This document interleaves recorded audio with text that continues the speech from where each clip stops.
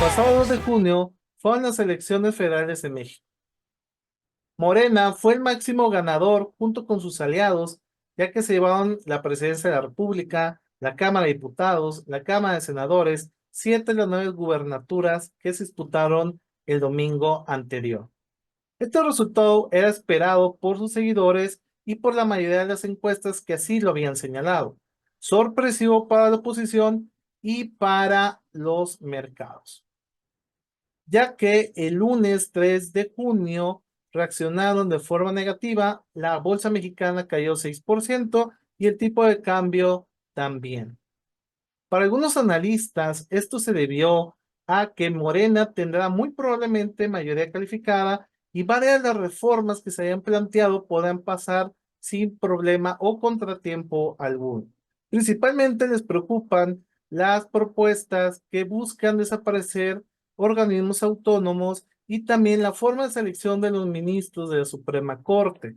Esto puede ser la disminución de contrapesos, que es una definición de una democracia moderna. Todos los inversionistas disminuyeron su confianza en el país y eso tuvo una repercusión en el tipo de cambio. ¿Qué le pasará al tipo de cambio en los siguientes meses? ¿Desaparecerá el superpeso? ¿Debes de comprar dólares como una inversión rentable? Lo vamos a estar analizando y platicando en el siguiente video. Entonces, te invito a que te suscribas y comenzamos. Antes de ver qué le puede pasar al peso mexicano, vamos a conocer cómo le fue en el pasado. Hasta diciembre de 1994, el tipo de cambio en México era fijo. Esto se lograba debido a que Banco de México intervenía en el mercado cambiario, incrementando la cantidad de dólares derivado de las reservas internacionales. En diciembre de ese año virtualmente se terminaron y el tipo de cambio tuvo que flotar libremente. Esto fue una de las mayores devaluaciones del país y empujó al tipo de cambio a 6, 7, 8, 9 pesos. Al principio del milenio observamos cómo se estabilizó entre los 9, 10 pesos y así estuvo por varios años hasta la crisis financiera de 2008, donde observamos un rebote importante en pocos meses. 5 pesos perdió de valor con respecto al dólar. Posteriormente, una vez que nos empezamos a recuperar de la crisis, vuelve un poco a su senda, se dirigía hacia los 10 pesos, pero si observamos, hubieron periodos de volatilidad. El mayor fue debido a las campañas presidenciales en los Estados Unidos. Si recuerdan, Trump tenía pocas posibilidades incluso de ser candidato de los republicanos, pero poco a poco fue ganando apoyo, adeptos y fue ganando estados dentro de la Unión Americana hasta que lo convirtieron en el candidato. En aquella ocasión ganó la presidencia a Hillary Clinton, estuvo o fue uno de los discursos hacer o proponer políticas contrarias a México. Por ejemplo, que cancelaría el Telecán, también que pondría aranceles a las exportaciones mexicanas, deportaciones masivas, etc. Todo esto, pues bueno, no le agradó y generó desconfianza en los inversionistas extranjeros y el peso mexicano se debilitó. Incluso para la toma de protesta del presidente electo Donald Trump, pues vemos que tuvo un pico que superó los 22, 23 pesos. Y bueno, después también notamos un descenso debido a que ya en la presidencia prácticamente no cumplió nada de estas propuestas, aunque sí renegoció el TEMEC. Después el tipo de cambio sufrió algunos periodos de volatilidad y para la pandemia también tuvo uno de los brincos más fuertes, una de las depreciaciones más fuertes de la moneda mexicana, que llegó hasta los 25 pesos. Después, ya en un periodo de recuperación de la economía y también del mundo, que empezó también a ir superando poco a poco todos estos eventos de la pandemia, el tipo de cambio se regresa, tuvo por ahí algunos periodos de volatilidad, como podemos nosotros observar, y después en los últimos 2 años ha tenido un descenso. Este descenso lo ha denominado, es decir, desde el punto de vista de marketing, como el superpeso. Entonces, por ahí la cotización ya 18, 17 pesos, pues están dándole ese mote. En la última semana vemos un rebote importante de más de 1 peso, casi 2 pesos, en el tipo de cambio debido a la situación antes comentada. En los siguientes meses, junio hasta agosto, va a estar muy atento el mercado sobre los nombramientos que realizará la nueva presidenta. Entre más nombres reconocidos esté integrando su gabinete, eso le dará mayor certidumbre a los inversionistas. Entonces es importante señalar que en este periodo van a haber 2 reuniones del Banco de México y su política monetaria. Específicamente sabremos qué va a hacer con la tasa de interés, la dejará igual o la va a disminuir. Va a ser importante porque en este ciclo donde la inflación sigue por encima de la banda permitida entre 2 y 4%, realmente está fuera de ese rango. Bueno, también es importante señalar que la economía mexicana se está desacelerando, principalmente porque lo mismo está ocurriendo en Estados Unidos.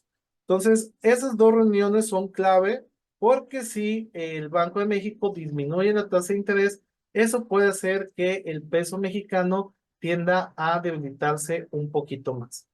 Ya para septiembre tenemos la integración de la nueva Cámara de Diputados, donde, bueno, el coordinador actual de los diputados señala que las reformas del presidente que quedaron pendientes serán prioritarias. Y de nuevo, esto puso nervioso a los inversores. Bueno, veremos cómo se dan esas reformas, qué tantos acuerdos hay. Finalmente también revisar si tendrán mayoría, al final mayoría calificada con Morena, que están en la parte de los cómputos, ya han terminado, pero viene la parte de las impugnación. Entonces ya el acomodo final lo conoceremos todavía en unas semanas más. A su vez inician las campañas ya de una forma formal en Estados Unidos y de nuevo vamos a ver si México es uno de los temas prioritarios en las campañas y sobre todo qué medidas proponen, obviamente de forma negativa para nuestro país, con impacto negativo, y eso también le estará pegando al tipo de cambio. En septiembre hay otra reunión del Banco de México. Para octubre, pues toma posesión la presidenta de México, Claudia Sheinbaum, y veremos cuáles son sus anuncios. Sobre todo es importante ese primer discurso y también ver qué propone para los primeros 100 días ya como presidenta de México. Va a ser importante cómo reacciona el mercado.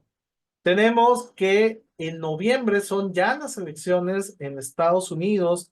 Sabremos si el ganador fue Donald Trump o se reelige Biden. También hay 2 reuniones en este periodo, noviembre, diciembre, del Banco de México, y como comenté, veremos qué sucede con la tasa de interés, si disminuye o sigue en niveles altos. Y ya para enero, la toma de posesión del presidente de Estados Unidos. Entonces, como ves, el peso mexicano entra en una temporada de turbulencias.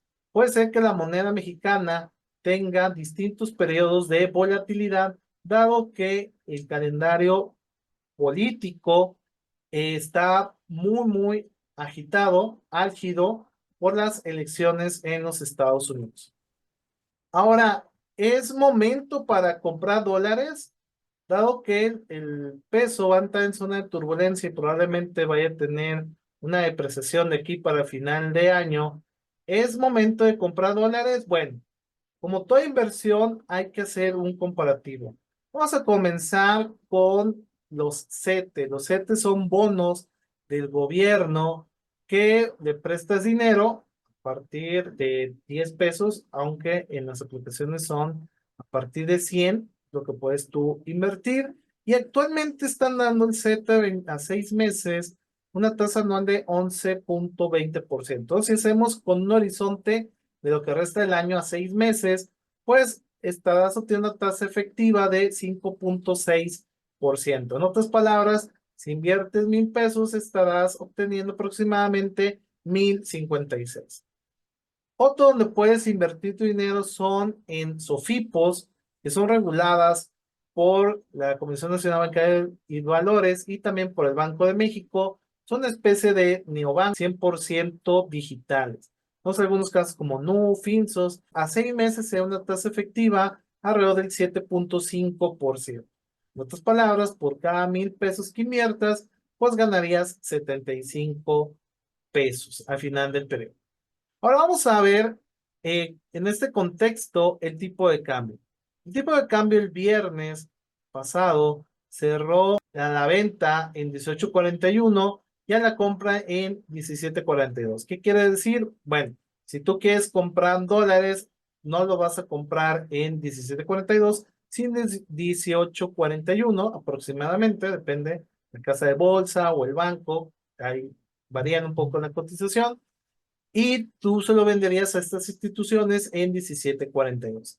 Entonces, de entrada, tú lo compras aproximadamente con 1 peso menos de su cotización.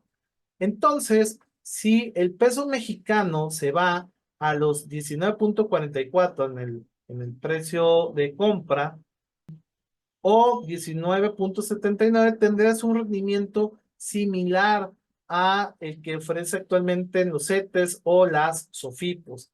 En otras palabras, el peso mexicano se tendría que depreciar 2 pesos con 2 centavos en el caso de CETEP, es decir, menos 11.6% que pierde valor el peso mexicano actualmente, o las SOFIPOS para un rendimiento, digamos, similar, 2 pesos con 37 centavos o una pérdida de 13.6%.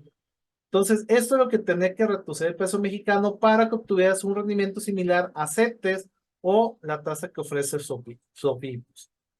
Ahora, en la campaña presidencial pasada, donde Donald Trump perdió el peso mexicano, más o menos este periodo que estamos analizando, los últimos 6 meses, de junio a diciembre, pues incluso tuvo una apreciación de 8%, mientras que en la campaña presidencial 2016, donde sí ganó, el peso mexicano se depreció 11.07%. En este caso, tanto los CETES como los SOFIPOS son opciones de bajo riesgo, mientras que el tipo de cambio puede tener una volatilidad un poco mayor o un poco menor a la que hemos analizado. Por lo tanto, es más recomendable invertir tanto en CETES como en SOFIPOS porque son de bajo riesgo. Ahora, si tienes dólares desde antes que ocurriera esta semana, bueno, pues probablemente te convenga mantenerlos una temporada más y ver cómo se comporta el tipo de cambio. También, si quieres armar un portafolio de inversión, pudieses comprar algunos dólares como una forma de diversificar. Espero que te sirva este análisis que te comparto y reflexiones sobre si debes de comprar dólares o invertir en opciones financieras de bajo riesgo y que están al alcance de todos. Bueno, te invito a que te suscribas a nuestro canal. Vamos a seguir analizando el contexto político y financiero, económico de nuestro país y hacer estos pequeños análisis que espero que te sirvan. Y entonces, nos vemos hasta la próxima.